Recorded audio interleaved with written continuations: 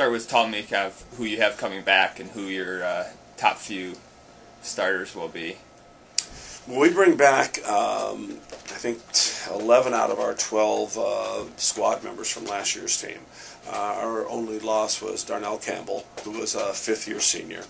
And so all the guys that were on our squad last year, at the end of the year, our starting lineup pretty much consisted of Antonio Kidd at the point guard, Ethan Bradshaw at the two.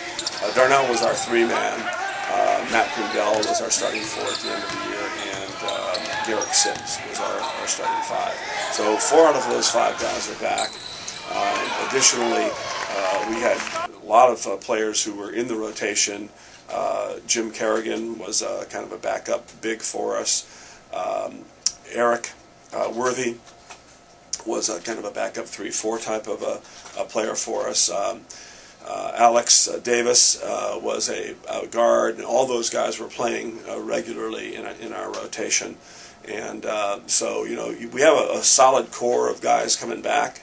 And then we have guys also who are going to be new to the team. Brandon Smith was doing a year of residency to get eligible for us after transferring in, and he brings a lot to the table for us and is competing for us in PT. And then we have a very strong recruiting class of 4 young men coming in who are going to be competing for time.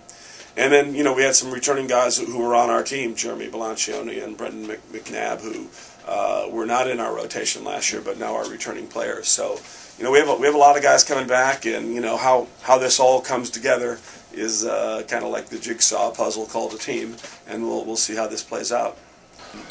But I think that our overall talent level is the highest that we've had since we've gone to the Division II level.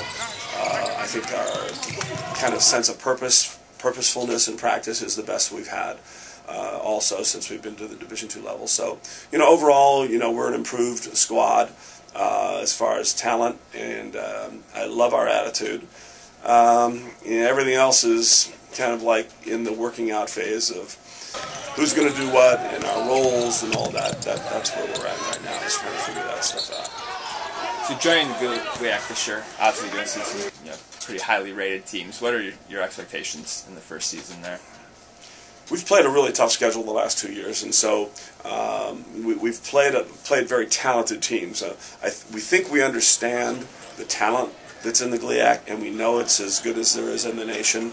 The difference is that when you play an independent game, whether it be against Southern Indiana, Kentucky Wesleyan, Florida Southern, or any of the very good teams we've played in the past, it's a single game. The preparation for that game by your opponent isn't anywhere near what it's going to be in the league. And so the great unknown for us going into the GLIAC is the level of preparation that is going to be in effect for every single game as a GLIAC game. All those games are up there. You'll be studied much more. I think our game against them it's a league game. Everybody takes these things as serious as a heart attack. So it's going to be the level of, I think, competitiveness and the urgency and the importance of every game is something that we haven't had to deal with, but that we're going to have to come to grips with.